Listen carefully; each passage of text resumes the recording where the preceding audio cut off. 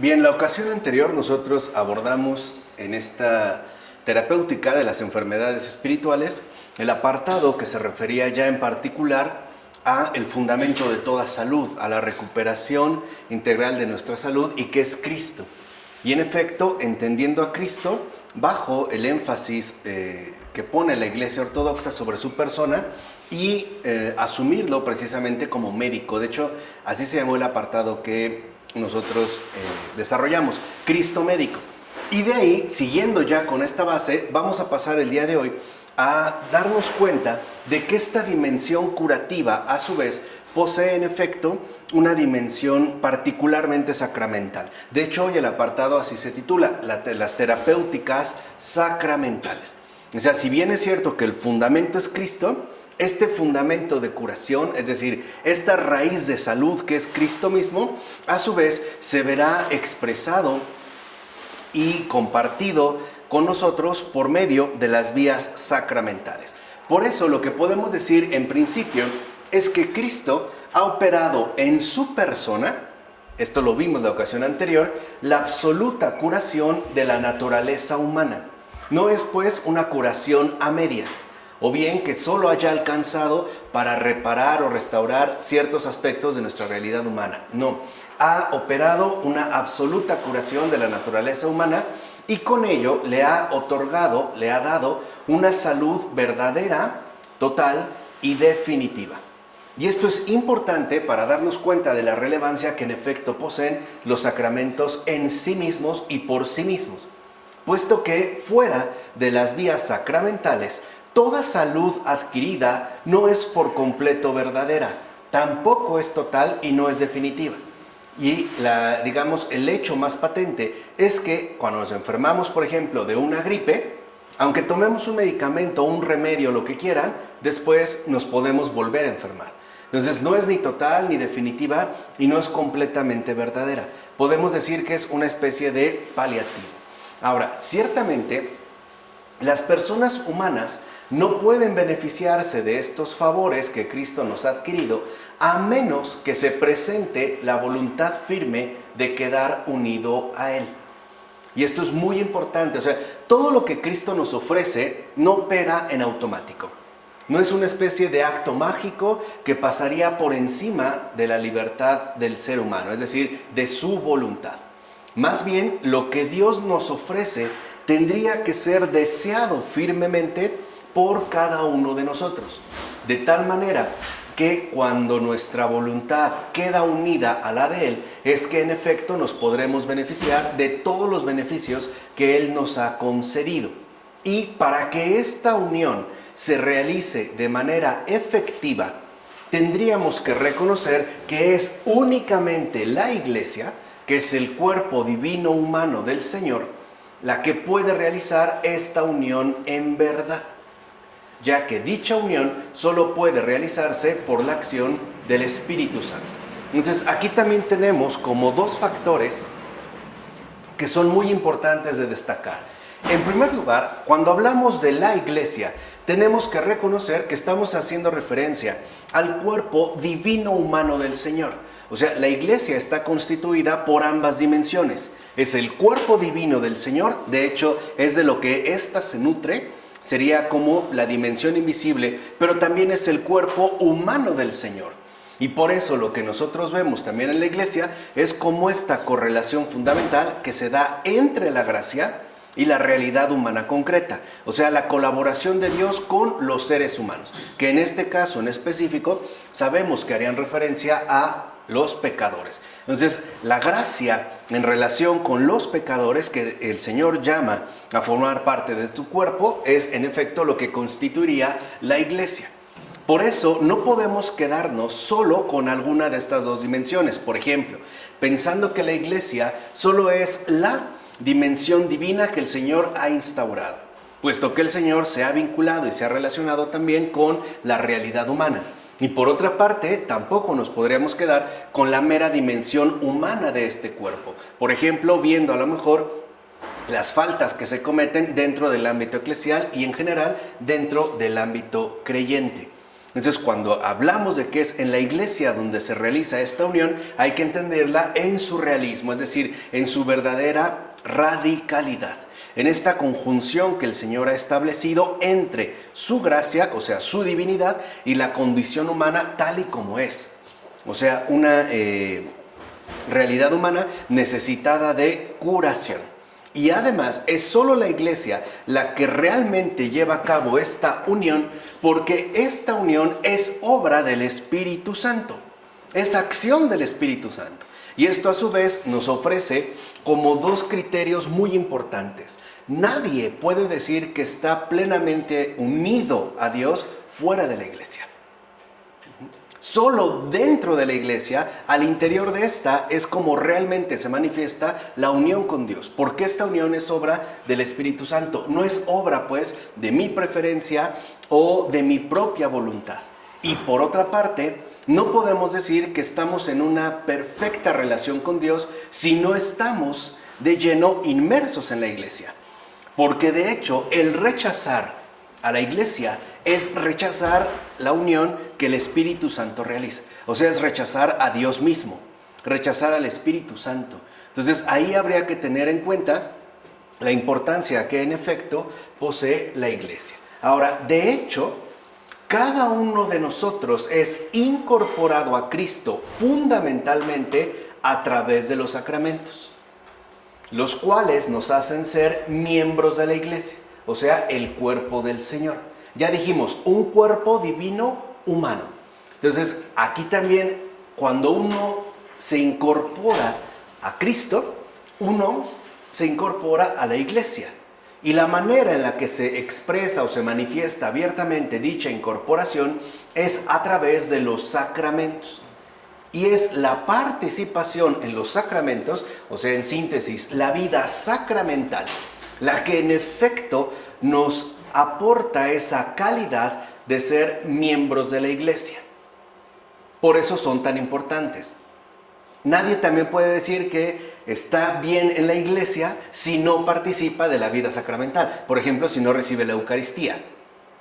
Ahí habría algo que está desordenado. Entonces, lo que podemos decir es que los sacramentos son los signos sensibles que constituyen la realidad profunda de la relación ontológica con Cristo mismo. O sea, lo que nosotros realizamos a través de los sacramentos y podemos ver sensiblemente son signos que en todo caso apelarían a esa realidad profunda de la relación ontológica que mantenemos con Cristo mismo. Dicho de otra manera, por ejemplo, una cosa es como recibir a Cristo con la boca, ¿no? Recibir oralmente el cuerpo del Señor. Y otra cosa es recibir al Señor no solo con la boca, sino también en mi corazón. O sea, en lo más íntimo de mi ser. A partir de ahí es que se empezará a elaborar justamente esa restauración total del hombre caído. Por eso tampoco creamos que la Eucaristía, por ejemplo, o el bautismo, en general cualquier sacramento, aquí veremos, ¿no?, los más relevantes en base a la terapéutica sacramental, funcionan en automático. Por ejemplo, las gracias que hemos recibido a través del bautismo no se revelan por sí solas, hay que comprometerse con ellas, hay pues que cultivarlas. Lo mismo ocurriría en el caso, por ejemplo, el cuerpo del Señor. Y esto es muy importante, porque a veces pensamos que los sacramentos se quedarían en la mera dimensión sensible, o si lo quieren ver de esta manera, en la mera dimensión externa. Ok, hemos participado del sacramento, sí, pero esto, a su vez, tendría más bien que expresar la verdadera relación profunda que se mantiene o no con el Señor. O sea, si yo recibo al Señor con la boca, lo que en principio estaría expresando es que yo reconozco al Señor como aquello de lo cual me sostengo y me mantengo. O sea, es mi alimento principal, es el centro de mi vida. Lo que estoy mostrando al comulgar es que Cristo está en mí y que además está por encima de mí. Ahí es donde veríamos esta relación ontológica, porque a veces podemos suponer que claro, yo mantengo una cierta relación con Dios, pero como basados en una cierta separación. Por ejemplo, tratando de realizar mis criterios, mis deseos, a pesar de lo que sea. Entonces tendríamos que reconocer esa relación profunda o ontológica que se mantiene con Cristo mismo. Ahora, por eso la Iglesia aparece, según la expresión de San Juan Crisóstomo, como un laboratorio espiritual donde se preparan los medicamentos a fin de que encontremos con qué curarnos de las múltiples heridas que el mundo nos inflige. Entonces, aquí también hay un realismo muy claro. El Señor sabe que este mundo nos va a seguir, ¿no?, provocando heridas, nos va a seguir hiriendo mientras este mundo exista. Y por eso es que también nosotros requerimos un tratamiento permanente. Ahora, este tratamiento permanente no es otra cosa más que los medicamentos que se nos ofrecen a manera de sacramentos.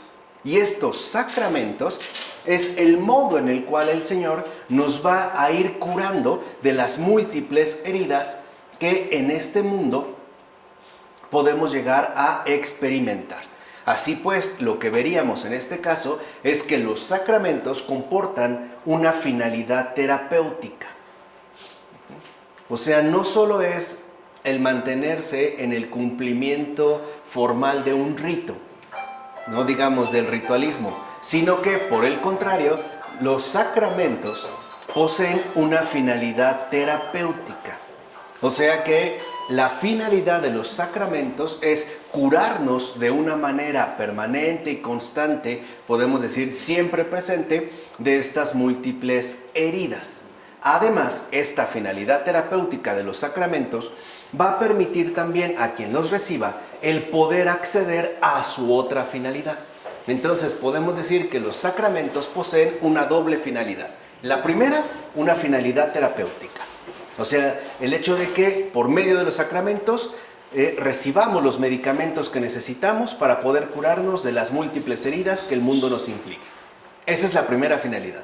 Pero hay otra finalidad que también poseen los sacramentos, y es el recibir la gracia ontológicamente deificante, que también de hecho dentro de la tradición ortodoxa se le llama cristificación, o sea, hacernos pues semejantes a Dios, hacernos pues semejantes a Cristo.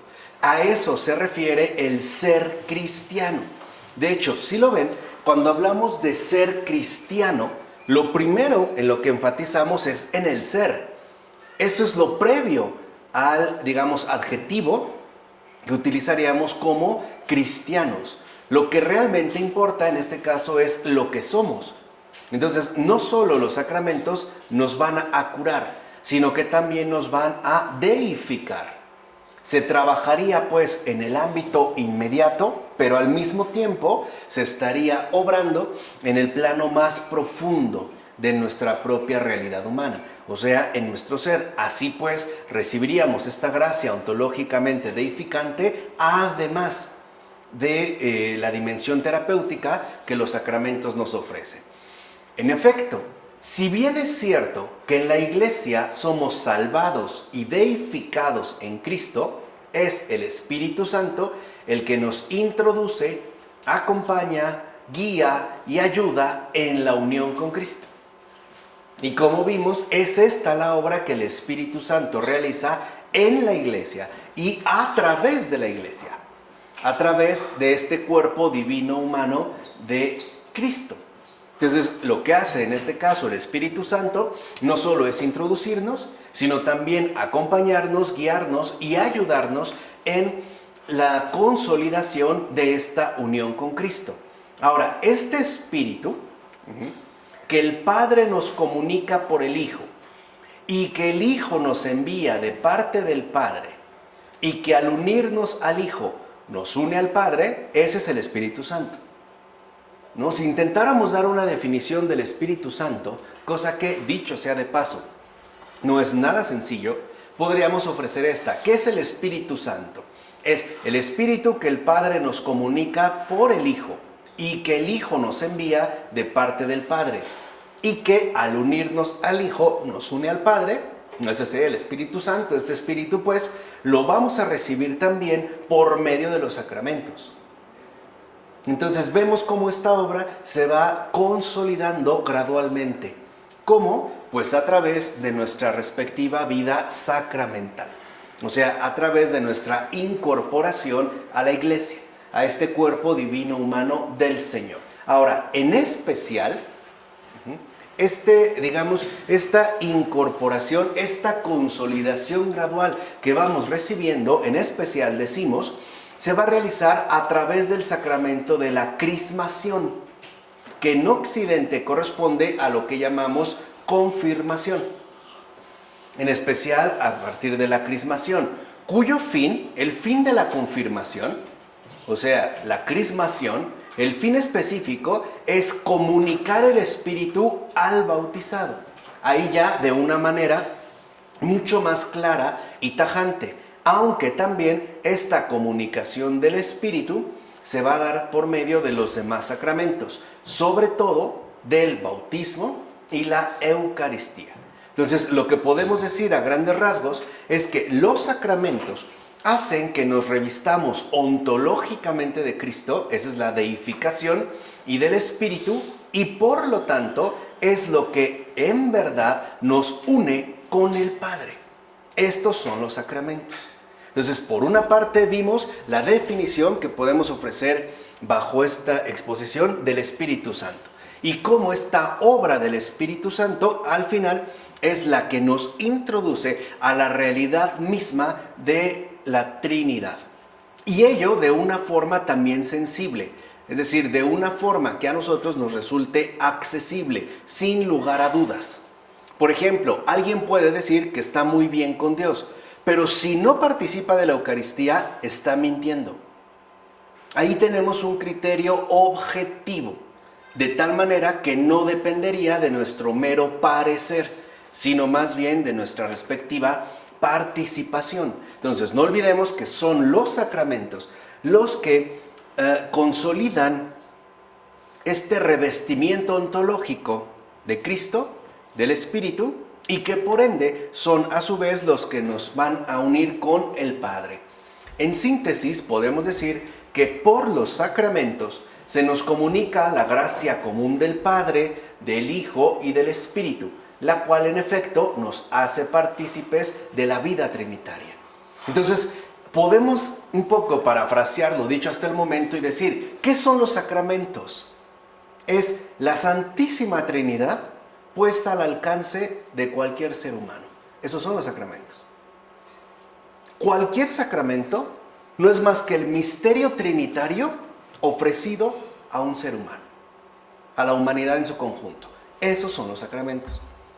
O sea, debemos de entender pues cuál es como su verdadera esencia, cuál es su verdadera dimensión. No son meras formalidades litúrgicas, no son aspectos de un rito más o menos importante. Son de hecho, ¿no?, como la sangre viva que recorre todo el cuerpo del Señor, su cuerpo divino humano, en este caso la Iglesia.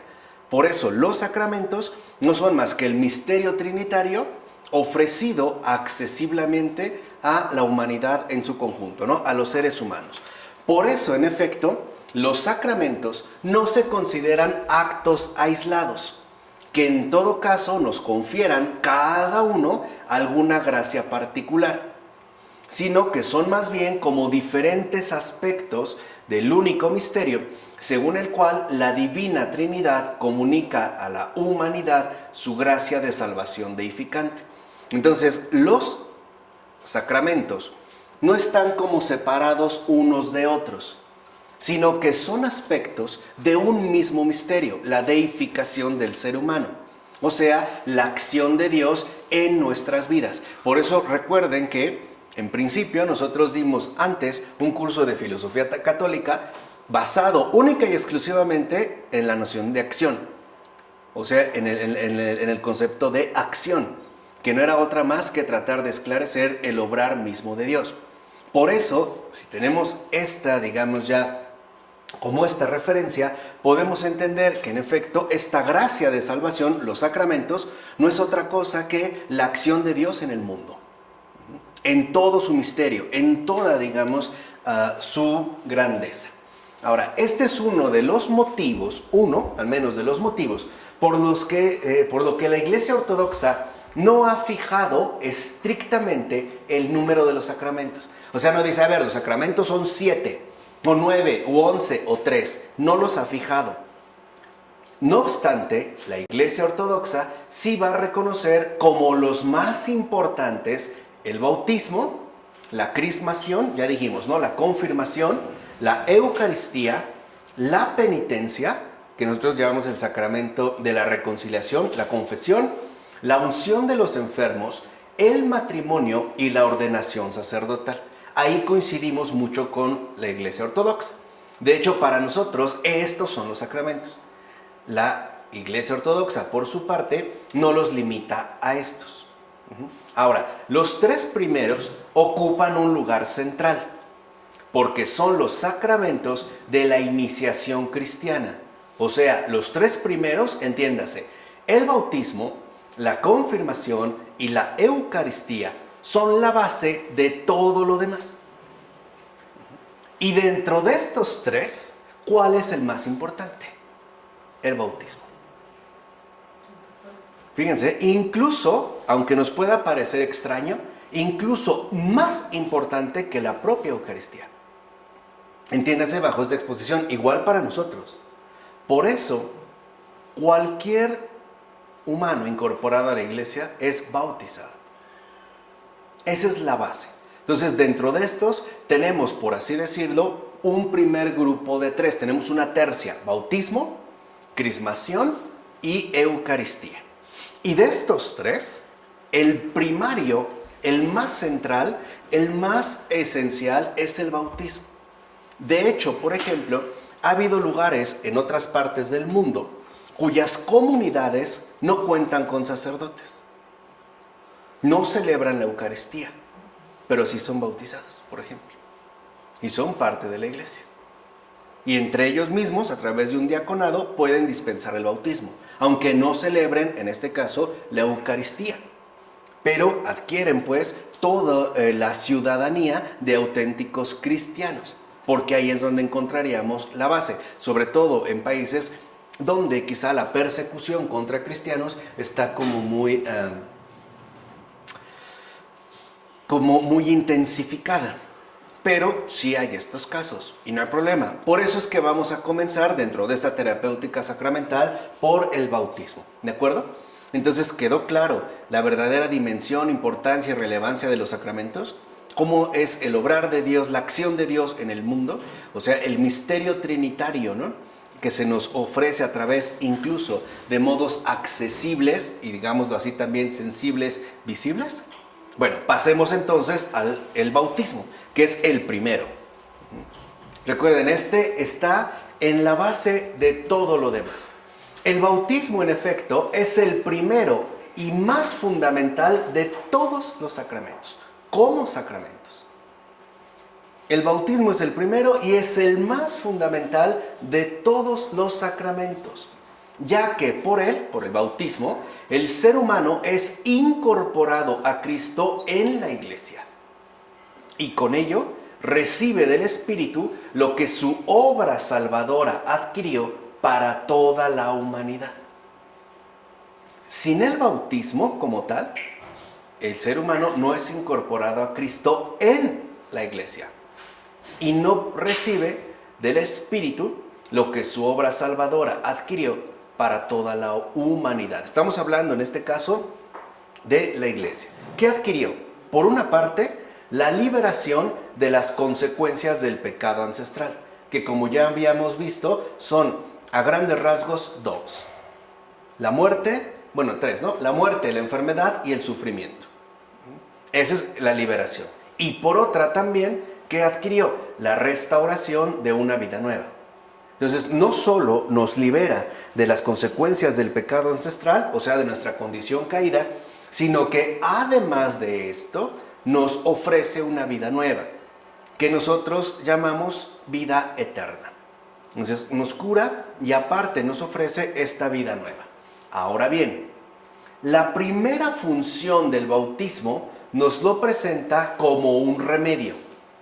el primero de los remedios sacramentales, el cual precede a todos los demás sacramentos, tanto cronológica como ontológicamente.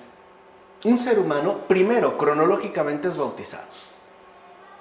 Aun cuando hagan, por ejemplo, una persona mayor, no sé, la vigilia pascual, reciba los 3 sacramentos, el bautismo, la confirmación y la Eucaristía, como suele ser muy frecuente, incluso en términos temporales, dentro de la celebración litúrgica, lo primero es que lo bauticen. Ese es primero. Y también es ontológicamente. ¿Por qué? Porque de hecho, al recibir el bautismo, el ser humano se cura de todas las consecuencias patológicas del pecado ancestral. Todas. Al recibir el bautismo, el ser humano se cura de todas las consecuencias patológicas del pecado ancestral. O sea, queda libre para la vida eterna. Se le quitan todos los obstáculos que el pecado ancestral trajo consigo. En este caso, lo que vemos es que los ritos iniciales de exorcismo que preceden al bautismo significan la expulsión y el alejamiento de las fuerzas demoníacas que ejercían su respectiva tiranía sobre la naturaleza humana caída. Por eso el bautismo empieza con unos ritos iniciales de exorcismo. Y este es el significado. Con ese exorcismo se expulsan y se alejan todas las fuerzas demoníacas que ejercen o ejercían su respectiva tiranía sobre la naturaleza humana caída. ¿No? Por ahí se empieza. Por otra parte, con la bendición del agua bautismal, esta queda santificada por la acción del Espíritu Santo con el fin de que venga sobre ella la operación purificadora de la Trinidad. Podemos decirlo de esta manera si estamos entendiendo la secuencia del sacramento. Estas fuerzas demoníacas para Dios no son obstáculo, porque Él está por encima de todo. Él es el único poder. Pero sí son un obstáculo para nosotros. Por eso, lo primero que hace es quitar lo que nos impide recibir todo lo que Él quiere ofrecernos. Y lo que Él quiere ofrecernos es a sí mismo, una semejanza plena con Él, una vida eterna, o sea, la misma vida divina. Entonces, primero se realizan estos ritos iniciales de exorcismo para alejar esos estorbos, ¿no?, que se han adherido a nuestra condición humana, y después, a través del agua, esta queda santificada para que se lleve a cabo la obra purificadora de la Trinidad en su conjunto. O sea, obra del Padre, del Hijo y del Espíritu Santo. Ahora, con tal operación, con la bendición del agua, se adquiere la remisión de los pecados, la curación de las enfermedades, la aniquilación de los demonios y la liberación de todas las ataduras. Esto es, por así decirlo, a muy grandes rasgos. Entonces, en el momento en el que se lleva a cabo esta acción de Dios, esta acción trinitaria, nosotros podemos ya contemplar cuáles serían de inmediato los efectos benéficos que recibimos. Y aquí, como hemos visto, a grandes rasgos son 4. En primer lugar, la remisión de los pecados. O sea, el ahora quedar en estado de gracia. Segunda, la curación de las enfermedades. Tercera, la aniquilación de los demonios. Y cuarta, la liberación de todas las ataduras. ¿Por qué? Porque el bautismo entonces es un remedio que permite al ser humano el poder participar en la renovación de la naturaleza humana hecha por Cristo. ¿Y cómo es que Cristo realizó esta renovación? Con su vida, su pasión, su muerte y resurrección.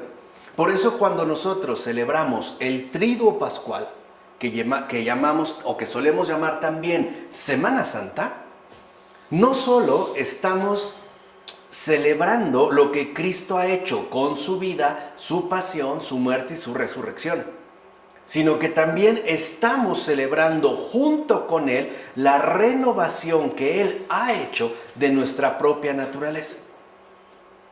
O sea, estamos celebrando a Cristo y la obra de Cristo en nosotros. Porque tampoco tendría mucho caso celebrar la resurrección de Cristo si esta resurrección no se ha hecho carne en mí. O sea, si yo realmente no he podido gozar y disfrutar de los beneficios que Él ha querido ofrecerme.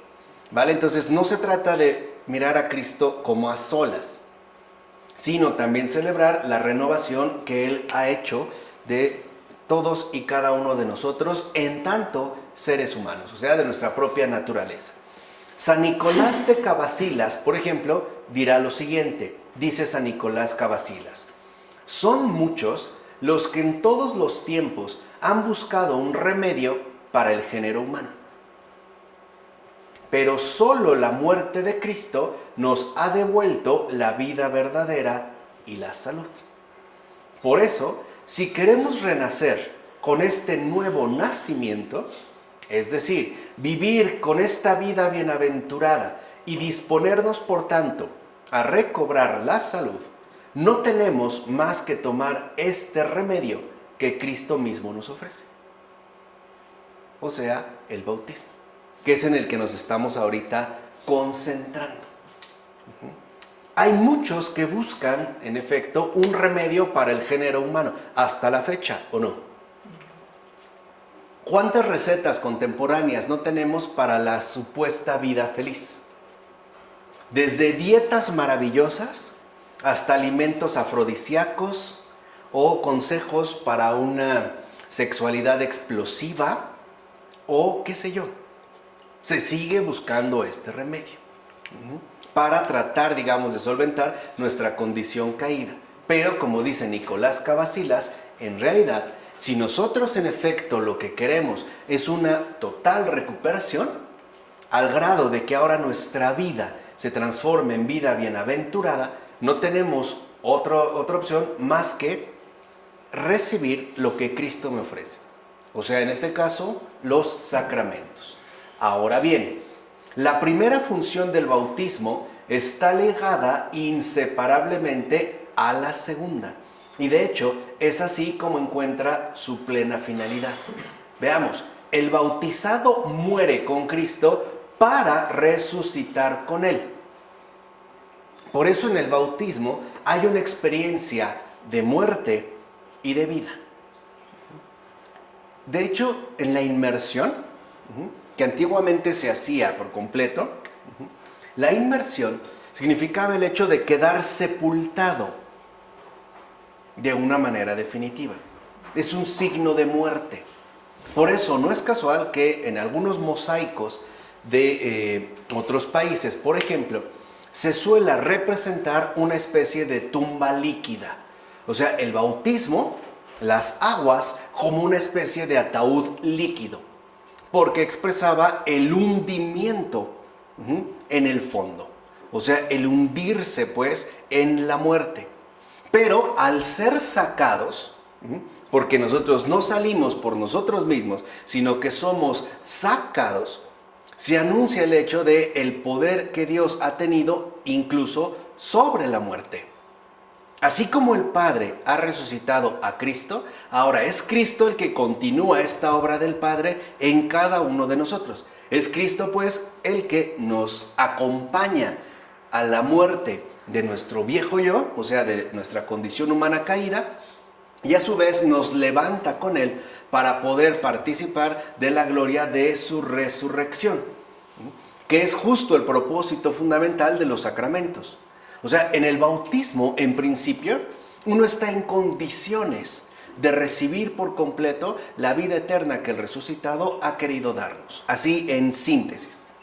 Y que además es un ofrecimiento, un regalo gratuito, o sea, por gracia, para toda la humanidad en conjunto. Por ello, entonces, vemos que en el bautismo, sí, el bautizado muere con Cristo para resucitar con Él.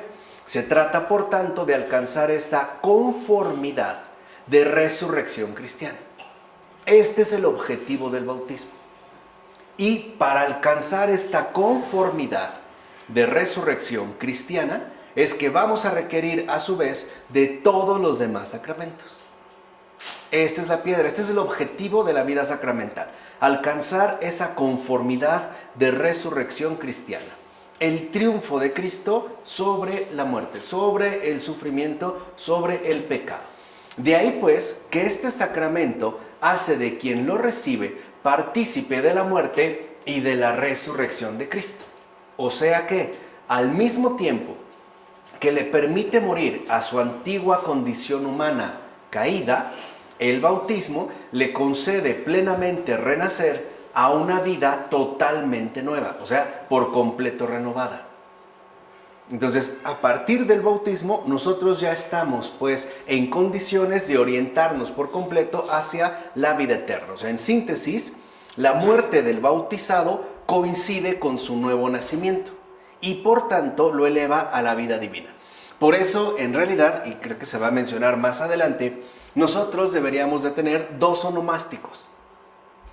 2. De hecho, al año tendríamos que celebrar 2 cumpleaños, lo que llamamos cumpleaños. El primero es, vamos a decirlo así, nuestro cumpleaños cronológico, el día en que nacimos, tal día de tal mes de tal año. Pero también tenemos otro nuevo nacimiento, y ese nuevo nacimiento es nuestro bautismo. Porque ahí nosotros, en efecto, hemos nacido por Cristo para la vida eterna. Entonces tendríamos que tener doble pastel, pues, ¿no? Y tendríamos que hacer 2 fiestas, no solamente una. Ahora, en todo caso, el bautizado entra ya en la gran familia de Dios, llamada pues a la vida eterna. ¿Y por qué es que el bautizado entonces entra ya en la gran familia de Dios? Primero, porque se le comunica ya la plenitud de la gracia trinitaria. ¿Ya?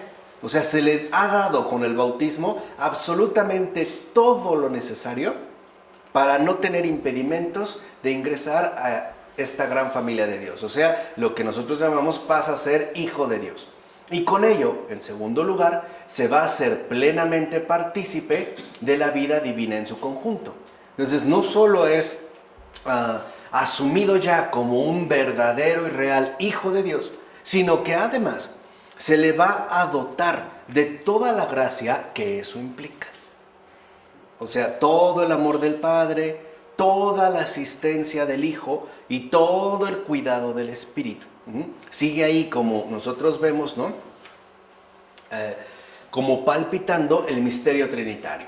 Así pues, como dijera San Nicolás Cavasilas, el bautismo no es sino nacer según Cristo y por ende recibir nuestro ser y nuestra naturaleza verdaderos. Por eso, a partir del bautismo, nosotros adquirimos un nuevo ser. ¿Cuál es este nuevo ser? El ser cristiano. O sea, el alinearnos con esa conformidad según la resurrección cristiana. Por eso, la vida nueva que el bautismo confiere es, a diferencia de la vida antigua que la precedía, una vida nueva conforme a nuestra naturaleza, que es lo que va a decir San Gregorio de Niza. Recuerden que él no viene a darnos algo completamente distinto, sino a recuperar lo que en principio habíamos perdido. Y esta vida nueva, conforme a nuestra naturaleza, es justo la que se encamina a manifestar lo que constituye nuestro ser más profundo, real y verdadero. Porque no olvidemos que antes de ser seres humanos caídos, somos criaturas de Dios. Entonces, en cada uno de nosotros, por muy desordenado, por muy distorsionado que se encuentre su respectivo existir, anida una especie de bondad fundamental, que es justo la que el Señor va a rescatar y va a restaurar. De tal manera que entonces el bautizado tendría que manifestar a través de su vida su ser más profundo, real y verdadero, o sea, su ser cristiano, o sea, su ser hijo de Dios. Por eso la vida del bautizado tendría que ser la vida de la santidad. Eso es lo que expresaría nuestro ser, pues, más profundo, real y verdadero. Y ahí es donde encontraremos toda esta ayuda a través de los diversos sacramentos, ¿no? En efecto, por el bautismo no solo se recupera el esplendor de la imagen de Dios que el pecado había oscurecido en nosotros, sino que se le devuelve a la humanidad la misma semejanza con Dios que ésta poseía antes de la caída, antes de todo pecado. De este modo, el ser humano recibe de nuevo la posibilidad de llevar una vida sana y normal, o sea, conforme a la finalidad de su ser, que es vivir para Dios, siendo deificado por Él y en Él. Entonces, nuestro ser no es un ser a secas, ni desvinculado, ni aislado, sino que es un ser de participación. Nosotros somos para Dios. Para eso hemos sido creados. Nosotros vivimos para Dios. Eso es lo que tendría que definirnos ontológicamente, es decir, lo que tendría que manifestar lo que en realidad somos. Esto es justo lo que el bautismo, en pocas palabras, nos permite cumplir con la finalidad que de hecho nos corresponde, y es la de vivir para Dios. Y que este vivir para Dios, en efecto, sea lo que ponga al descubierto nuestro ser. Ahora, vivir para Dios significa siendo deificado por Él y en Él. No creer que, bueno, yo voy a vivir para Dios según mi parecer, según mis criterios o mis gustos o mi voluntad, sino siéndolo a través de Él y por Él. O sea, dejándome llevar y guiar por Él. Y este medio particular es justamente la iglesia. Por eso, a lo mejor, ahí puede haber como una especie de choque, hasta cierto punto, con respecto a la iglesia y Dios mismo. Podemos sentir que, ok, estamos de acuerdo con Dios, pero no tanto con la iglesia, como que los modos no nos gustan, o quisiéramos otro tipo de vida. Pero vivir para Dios es también entonces vivir según Dios. Ese es pues nuestro ser participativo, ser para. En pocas palabras, nosotros somos comunión. Ese es nuestro ser más íntimo, es comunión. Vivir para Dios. Y, por supuesto, al vivir para Dios, mi vida se transforma también en vida para los demás. Servicio, pues, ¿no? Una vida que es sinónimo de servicio. Además, en este caso, el ser humano deja de estar determinado, influido y engañado por las fuerzas demoníacas. Ya no tienen, con el bautismo, ningún poder sobre nosotros. Pero, o más bien, a menos que sigamos voluntariamente al enemigo, o sea, a menos de que eso sea lo que yo quiera, a menos de que yo quiera pecar, de que sea una cuestión de voluntad propia, el demonio no puede ya tener ninguna influencia sobre nosotros. Ninguna. Por eso el bautizado, cuando incurre en pecado, al final lo hizo por voluntad propia. Y por eso está la confesión. Ya, pero para que vayan viendo, digamos, cómo este despliegue, ¿no? Y asimismo es verdad que por el bautismo el ser humano queda liberado del conocimiento erróneo y delirante que producía nuestra condición caída. Y allá hay una cuestión muy esencial. Entonces, por el bautismo, nosotros recuperamos esta comunión con Dios, o sea, con la verdad. Nos libra, pues, también del error que se impone de una manera insuperable, humanamente hablando. De hecho, y siendo sinceros, solo Dios nos puede liberar del error. Ninguno de nosotros lo puede hacer por sí mismo. Ahora, como constata San Nicolás Cavasilas, el Espíritu Santo abre los ojos del alma ante la irradiación divina.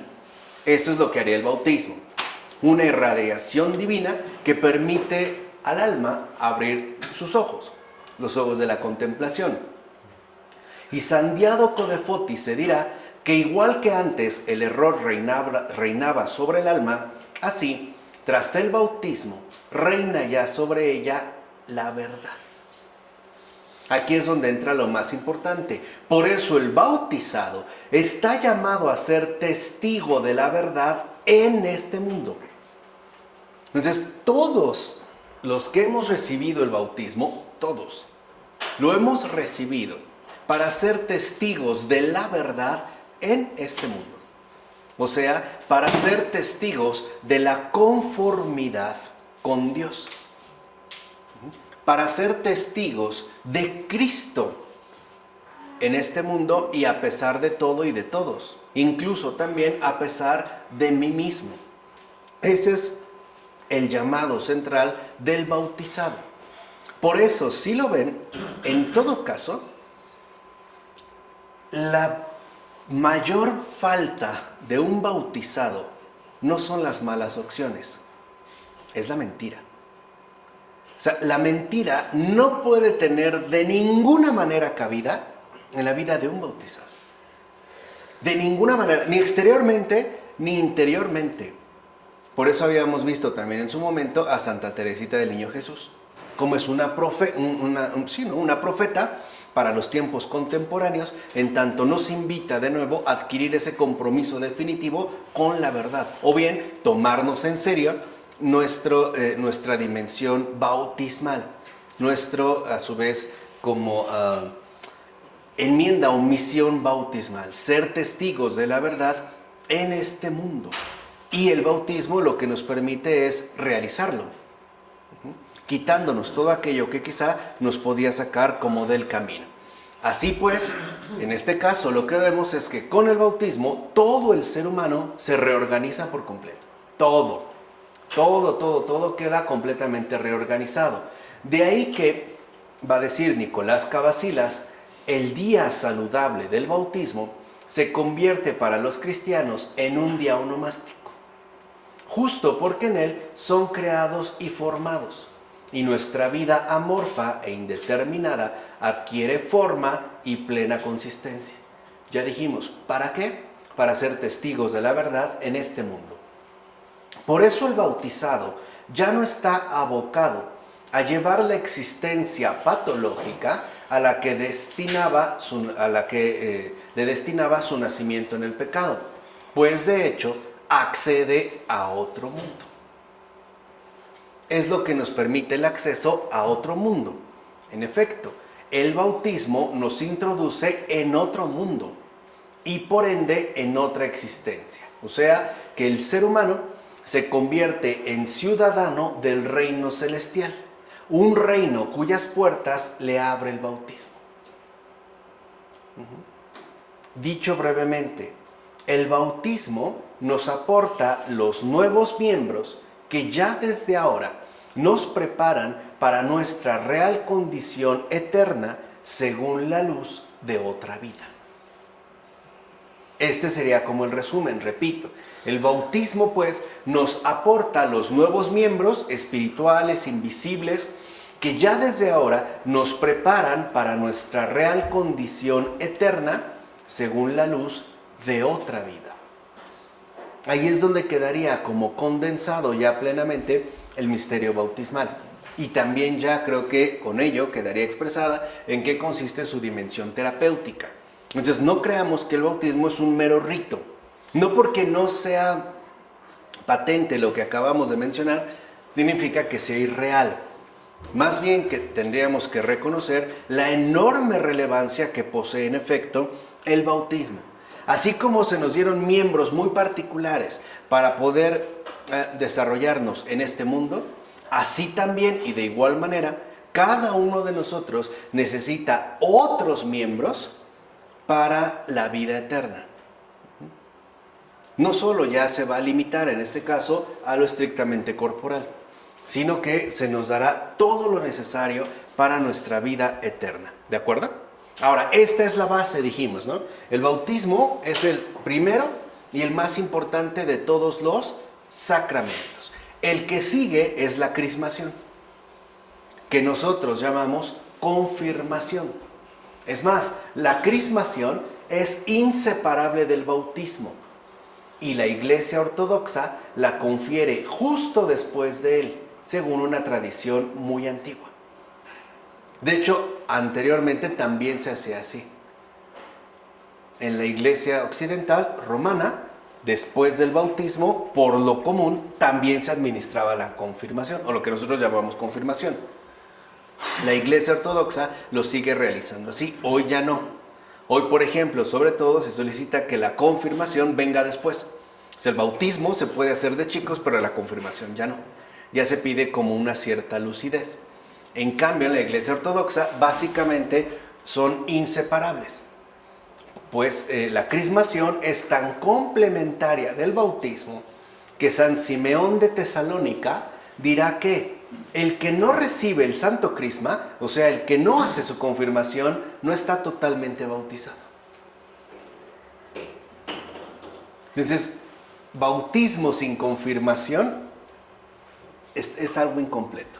Se requieren ambas. Por eso la iglesia ortodoxa lo suele administrar al mismo tiempo, inmediatamente, uno después de el otro. Pero no olvidemos estas palabras de San Simeón de Tesalónica. El que no recibe el santo crisma no está totalmente bautizado. Y vamos a tratar de entender el por qué. De hecho, por la crismación, el bautizado recibe el Espíritu Santo. Si se dan cuenta, en el bautismo es la obra del Espíritu Santo. La obra. Bueno, en la confirmación, ahora al que se recibe es al propio Espíritu Santo. Por eso la crismación es, dirá San Nicolás de Cabasilas, un principio de energía y actividad. Y ahí está la clave.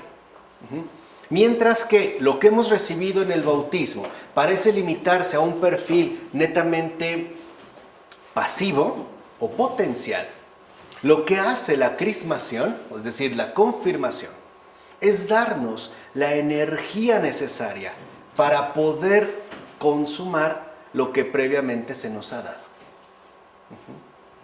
Por ejemplo, una cosa es que alguien te dé de comer y otra cosa es que te den los dientes para poderlo masticar. Entonces, en la crismación, lo que nosotros vemos es un principio de energía y actividad. En efecto, por la crismación, el bautizado recibe del Espíritu Santo la energía necesaria para hacer fructificar la gracia recibida en el bautismo. Eso es lo que se recibe en la crismación, es decir, la fuerza que se necesita para poder desarrollar activamente los dones espirituales. Entonces, ¿qué es la confirmación? El recibimiento de la fuerza que Dios nos da para poder desarrollar todos los dones espirituales que nos fueron conferidos en el bautismo. Esa es la confirmación. Por eso, como dijo San Simeón de Tesalónica, el que no ha recibido el santo crisma no está bautizado por completo. Le falta esa fuerza, le falta esta energía para poder desarrollar esos dones. A ver, pensémoslo en estos términos quizá. Imaginen que alguien te da un puñado de semillas. Bueno, pero si se quedan así, secas, pues no funcionan. Claro, te van a dar la tierra y te van a dar agua, pero se necesita la energía suficiente para que ésta pueda germinar. Que por ejemplo, en el caso de una germinación, se va a dar en base al calor y a la luminosidad, ¿no? O sea, para que una semilla germine, necesita luz y necesita calor, en la mayoría de los casos. Algunas no. Por ejemplo, las lechugas o las fresas tienden más al frío, pero se necesita esta energía. Entonces, lo que se nos da en el bautismo necesita ser realizado, y para ello se necesita una fuerza, una energía. Esta energía es la que se nos confiere a través de la crismación. Así pues, vean, mientras el bautismo concede al ser humano el ser y la vida, entiéndase, la subsistencia en Cristo, la crismación perfecciona al bautizado al comunicarle tanto las energías divinas como la actividad relacionada con la vida de Dios. Así le va a decir Nicolás Cabasilas.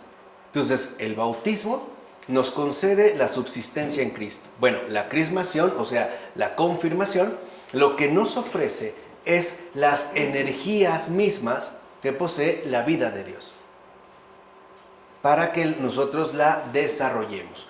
Y será a través de dicha comunicación que el bautizado podrá crecer hasta alcanzar la estatura propia del ser humano deificado en Cristo. Entonces, lo que nos ha sido dado en el bautismo necesita ser realizado. Y para realizarlo, necesitamos la fuerza necesaria para hacerlo. Pero como son dones de otro mundo, pues necesitamos que esa fuerza a su vez venga de otro mundo, ¿no? Si lo quisiéramos simplificar quizá demasiado, podríamos decir, en el bautismo Dios nos llenó de dones. Aquí vimos como un panorama general. Con la crismación, ahora el Señor nos dice, ahora yo te ayudo a hacerlo. Nos da lo que hay que hacer y ahora nos da la fuerza para poder hacerlo. Quiere decir que, como dijimos al principio, Dios siempre nos acompaña.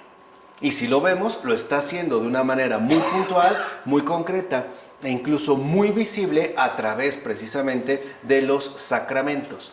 Por tanto, cada una de las facultades del ser humano recibe la gracia que le permite volverse por completo a Dios y activarse plenamente en un sentido conforme a su divina voluntad. Que es lo que dijimos, ¿no? Esa conformidad con Cristo. Y tal conformidad con la voluntad de Dios significa el poder beneficiarse con la asistencia del Espíritu Santo. Esto es, de su energía vivificante, santificante e iluminadora, es decir, deificante.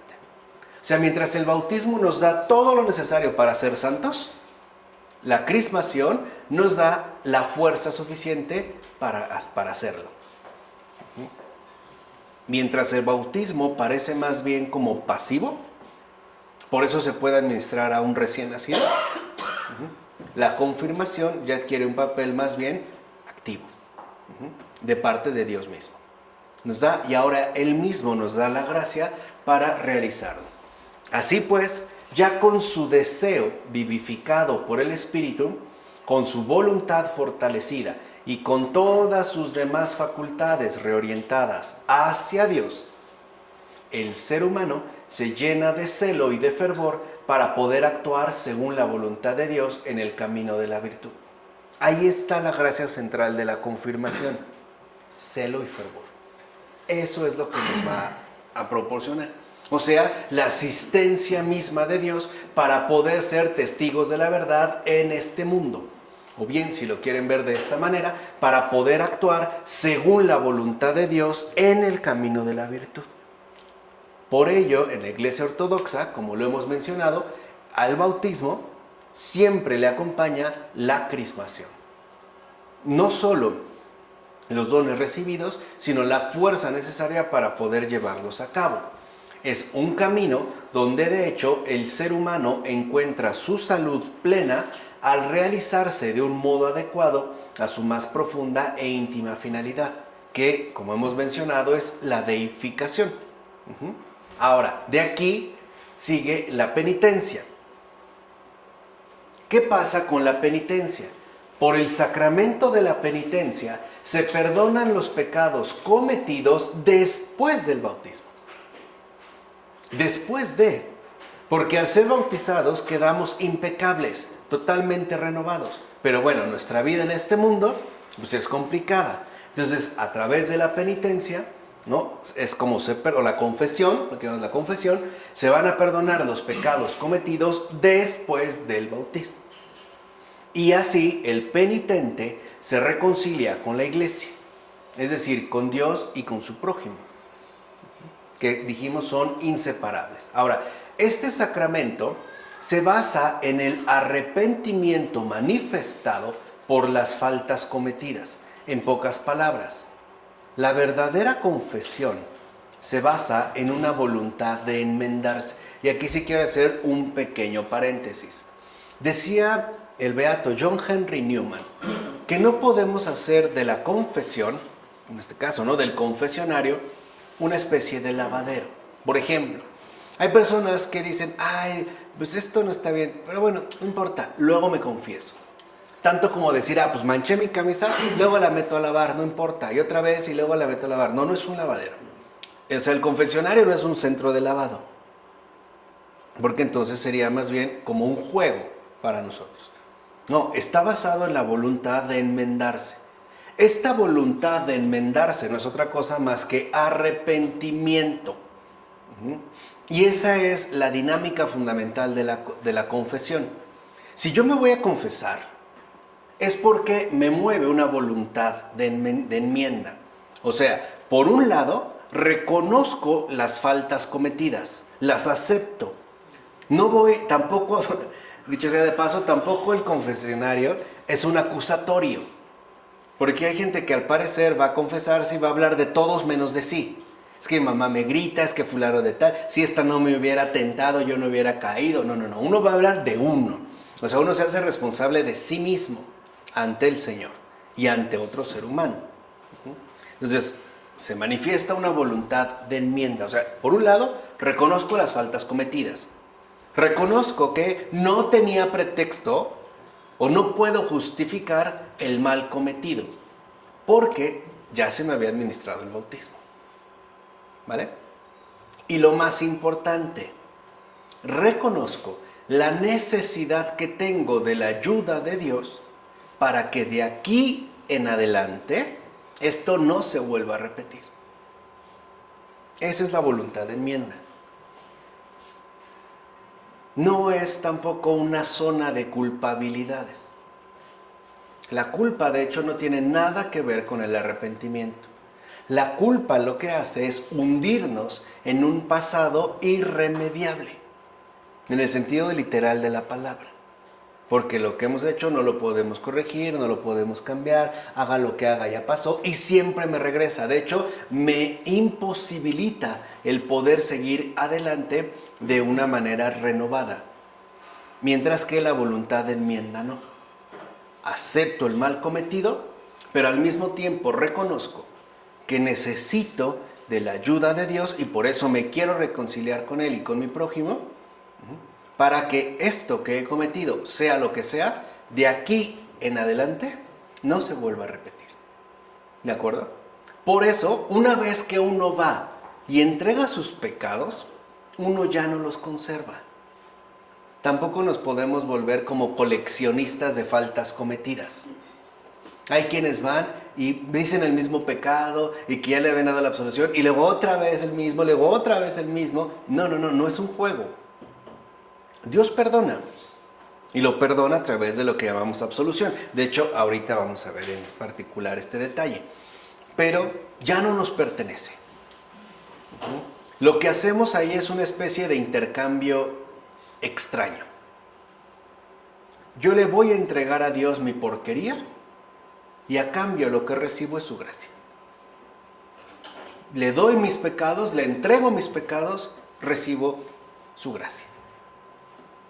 Le entrego mis faltas, recibo su perdón. Quiere decir que entonces la confesión nos debe hacer experimentar la infinita bondad del Señor. Porque esa es una confesión. No es más que la infinita bondad del Señor. Pensémoslo, ¿no? Qué fácil para nosotros. ¿Cuánto nos puede llevar una confesión? Por muy larga que sea. No una plática, o sea, estoy hablando de una confesión. ¿Media hora? ¿Una hora? No creo. Media hora. A veces vamos, son 5 minutos, 2 minutos, 1 minuto. Qué fácil, qué difícil para el Señor. Toda su vida para concedernos esa gran facilidad. Todo, desde lo que nació hasta que murió, en su resurrección y hasta la fecha, para darnos esta enorme facilidad. Entonces, la confesión, uno tiene que quedar bien empapado, bien llenito de la infinita bondad de Dios. ¿Vale? ¿Vamos? Por ello se requiere que uno esté sustentado en esta voluntad de enmendarse. Ahora, y además de la absolución de sus faltas, ¿no? El perdón de los pecados que Dios le ofrece a través del sacerdote, eso me parece que ya es claro para todos. El que perdona los pecados es Dios, no el sacerdote. Pero es Dios a través del sacerdote. El ser humano recibe también del confesor tanto consejos espirituales apropiados a su estado particular de vida como una epitimia. ¿Qué es epitimia? Un ejercicio penitencial. Nosotros le llamamos penitencia. Eso es epitimia. Aparte recibe una epitimia cuyo objetivo consiste en ayudarle a volver a encontrar el camino de las virtudes que había abandonado. Y eso quizá en Occidente está como muy debilitado. Porque a veces te dicen, bueno, ok, de penitencia reza 3 Aves Marías y un Padre Nuestro. Y uno va, lo hace y ya. Pero la pregunta es, ¿qué relación concreta tenía con la situación que acabo de exponer? En pocas palabras, el confesor no solo está ahí para darnos la absolución, claro, eso es lo central, sino que también está ahí para ayudarnos a seguir de ahí en adelante por un mejor camino. De tal manera que la epitimia, ¿no?, este ejercicio penitencial, nos ayude a reencontrar el camino que habíamos abandonado.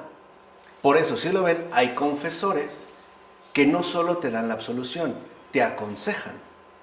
Algunos quizá también te regañan. Veremos que será necesario o no, según sea el caso. Pero no solo nos vamos a limitar a la absolución, también necesitamos de un acompañamiento. O sea, un verdadero confesor no solo es confesor, sino que también es un consejero. No sé, te puede absolver de la falta, del pecado que tú has expresado y decirte, oye, mira, quizá para ti lo más conveniente es que si ver la computadora en las noches en tu cuarto a solas te lleva a ver pornografía o qué sé yo, pues entonces mejor no prendas la computadora en las noches o no lo hagas a solas, ¿no? ¿Se entiende? O sea, es un poco a lo que voy. Y eso en la Iglesia Ortodoxa es muy importante. Porque a veces nosotros vamos pensando en la absolución. Ya me dio la absolución. ¿Y qué te dejó de penitencia? Pues 2 Aves Marías, un rosario. A veces decimos, ay, no la he hecho, ¿no? Y se van juntando, se van como acumulando. Pero como que no nos queda tan claro la importancia de la epitimia, o sea, la penitencia. Es el reforzarnos en el bien, pues. Por eso es importante que también recibamos consejos espirituales de parte del confesor. Pero no puedes comulgar si no has hecho la penitencia, ¿sí? En teoría, como una formalidad, no, porque lo vemos como un requisito. Pero aquí por eso entra esta confusión, porque es como decir, ok, si no haces esto, entonces no puedes pasar a eso. Pero el perdón del Señor ya está dado. Por eso es lo que le decía que es como tan importante. Se supone que el ejercicio penitencial es un ejercicio de vida. Es algo que me va a ayudar a volver de nuevo al camino de la virtud. No es como un requisito de. Es tanto como si yo te dijera, a ver, me debes la cuenta, yo tengo un restaurante y ya me debes muchas cuentas. Bueno, pues hasta que no me pagues las cuentas no puedes comer. Si no me das de comer, me muero de hambre. Claro, es lo que, entonces el Señor no iría por esa línea, o sea, es un poco lo que por eso es tan importante lo de la epitimia. Ahora bien, todo esto tiene un perfil profundamente terapéutico, ya que el confesor debe ser como un médico competente y compasivo, que en todo caso, eso es lo sustancial, cure, ¿no? El confesor cure a la oveja que está enferma, que vende a la que está herida, es decir, a la que está perdida, debilitada o quebrantada por los pecados y que va cojeando por el camino. Esa es la obra del confesor, que la vende pues mediante palabras de ánimo, mediante el aligeramiento de sus cargas y sobre todo devolviéndole la esperanza. Es lo que se menciona literalmente, por ejemplo, en las constituciones apostólicas, segundo numeral 23.4 y el 2 romano. Esa es la experiencia profunda de la bondad de Dios.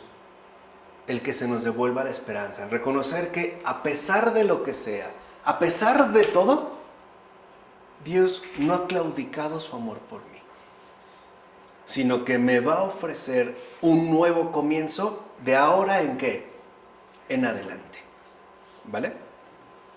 Así tenga una gravedad impresionante lo que he cometido, La bondad de Dios supera eso y todo por mucho.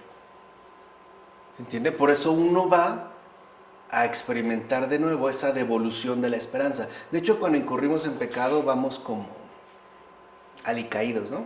Como bajoneados. Como que hasta tenemos como cara triste, ¿no? Pero al salir experimentamos un aligeramiento. Sí se siente un alivio. O sea, realmente uno como que ya queda aliviado, ya no llevamos esa carga, ¿no? Por eso San Juan Crisóstomo, por ejemplo, va a aconsejar a quienes han pecado lo siguiente. Y esto es muy importante. Acuérdense, nosotros estamos rescatando toda la enorme sabiduría patrística. No meramente la literatura eclesiástica, si por eso entendemos documentos formales, ¿no? Sino la venia, ¿no? La tradición patrística. San Juan Crisóstomo entonces aconseja a quienes han pecado lo siguiente. Dice el gran San Juan Crisóstomo: entrad en la iglesia y haced penitencia. Allí reside el médico que cura, no el juez que condena. Uno entra a la iglesia no para ser condenado, sino para ser curado. Quédense con esto. ¿Cómo voy a ser curado? Mediante palabras de ánimo, mediante el aligeramiento de las cargas y sobre todo al devolverme la esperanza. Y añade el propio San Juan Crisóstomo: allí no se exige el castigo del pecado, sino que se otorga la remisión. Vean la gran diferencia. Por su parte, San Anastasio el Sinaíta recomienda encontrar un hombre espiritual experimentado capaz de curarnos para confesarnos con él. Y siendo honestos, hoy en día, qué difícil es encontrar un confesor. De verdad, ¿eh? O sea, un hombre espiritualmente experimentado capaz de curarnos. No alguien que se vuelve, ese es el clericalismo, ¿no? Que tanto ha criticado el Papa Francisco y que yo apoyo mucho, ¿no? No el que cumple con su función. No el sacerdote que, bueno, le toca confesar en tal horario de misa y se está durmiendo, está escuchando, ay, medio, sí, ajá, lo que sigue, ¿no? El que sigue, réstate un rosario, de repente va, no, alguien que realmente está ahí para curar. Alguien que realmente, ¿no?, se compromete con las almas. Por eso, ahora entendemos por qué un San Juan María Vianney, o sea, un cura de Ars, o un San Pío de Pietrelcina, podían pasar tantas horas en el confesionario. Porque estaban llamados no a exigir el castigo del pecado, sino a devolver la esperanza a todos los caídos, o sea, a los pecadores. ¿Qué es lo que entonces hacían experimentar en los corazones que se acercaban con ellos? La infinita bondad de Dios. Por eso creo que sí es muy importante, claro, pedir por sacerdotes, pero no sacerdotes burócratas, no funcionarios clericales que cumplen con sus horarios, que hacen sus deberes, no, sino sacerdotes confesores. ¿No? Es decir, sacerdotes espiritualmente experimentados para poder curar y levantar a cualquier alma, sea la condición de vida que sea. Creo que vale la pena pedir por ello. No meros sacerdotes, no se trata de número, no es una cuestión cuantitativa, es una cuestión cualitativa, poder encontrar estos confesores. Así pues, al igual que el médico, el confesor debe estar muy atento para aplicar a cada caso el remedio que más conviene. O sea, no puede ser un estándar. No todos necesitamos rezar las 3 Aves Marías de penitencia o un rosario. No. Y esto es tanto más importante cuanto que, como observa San Juan Clímaco, a veces lo que para uno es remedio, para otro es veneno. Por eso el confesor debe de estar muy atento. Dice, y a veces lo que se administra a una misma persona le sirve de remedio si se le da en el momento oportuno, pero a destiempo se vuelve dañino. Pensemos, por ejemplo, en el caso de la penicilina. Claro, puede ser un remedio, depende para esta persona en particular, pero no lo puedes administrar para otros. Otro que sea alérgico quizá a la penicilina, pues le vas a causar un daño enorme e incluso ver si es o no el momento oportuno para esa persona. Por ejemplo, a veces para una persona debilitada, una comida abundante, copiosa, etcétera, es muy buena. Antes, cuando estaban enfermos, se recomendaba el llamado caldo grueso, que era grasoso y espeso, ¿no? Pero dale eso a una persona, por ejemplo, con tremendos malestares estomacales.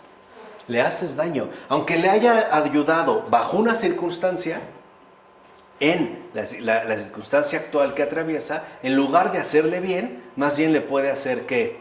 Mal. Ejemplo muy concreto. Hay personas que nos acercamos al confesionario de verdad decaídas, destruidas por el peso del pecado cometido. Y en lugar de devolvernos la esperanza, parece que nos hunden más en el pesar que llevamos. Por eso hay personas que llegan a decir, ¿no? Llegamos a decir, yo ya no me vuelvo a confesar, al menos no con ese. Con ese no. Claro, y en parte tenemos razón, porque no es justo lo esperado. Entonces hay que estar muy atento en el caso del confesor para dar el remedio adecuado según la persona. Y aún tratándose de la misma persona, atender a las circunstancias concretas de su respectiva vida. Por eso es necesario tener en cuenta todas y cada una de las particularidades de la persona en cuestión. Eso es estar muy atento.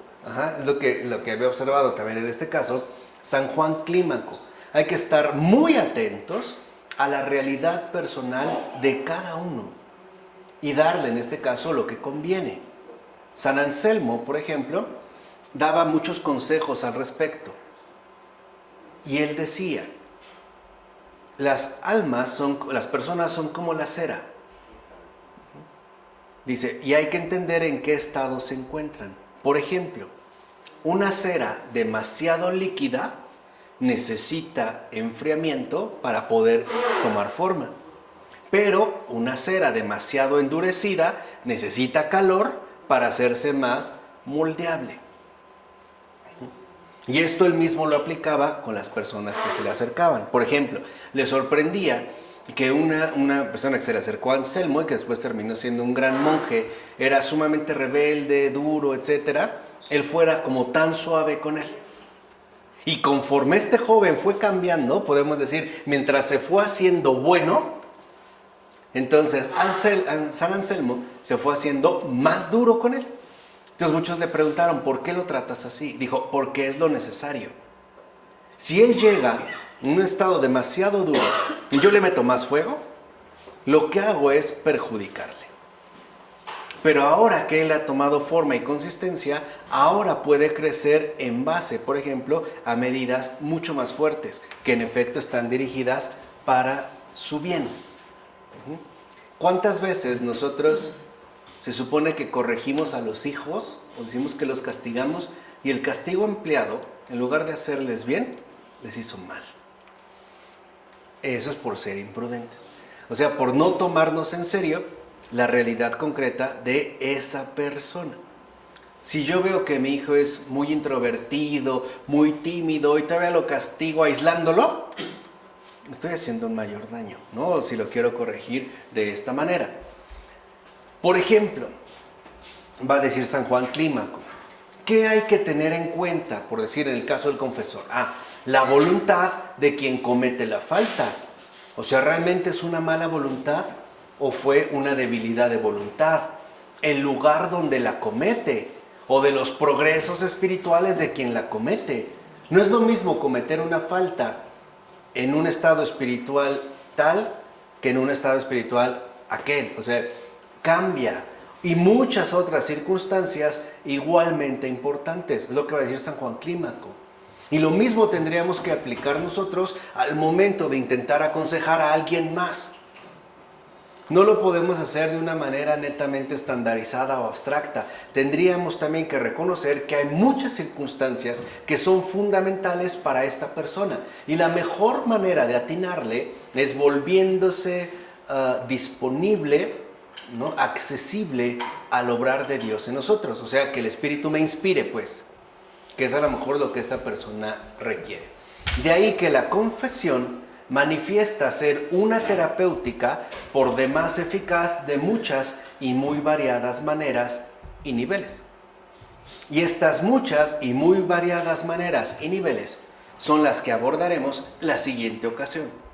Pero ahorita lo que me interesa es que se queden de manera, digamos, como muy clara la relevancia sustancial del bautismo, de la crismación y en este caso también de la penitencia o el sacramento de la penitencia o bien de la confesión.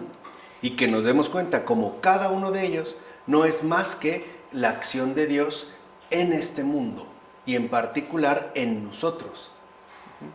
Como no son pues meros ritos, ¿no?, o adornos litúrgicos que tenemos, ni cosas supersticiosas, sino que en efecto reflejan, manifiestan la acción de Dios en este mundo. ¿De acuerdo? Vamos a dejarla hasta aquí. Del Padre, del Hijo, del Espíritu Santo. Amén.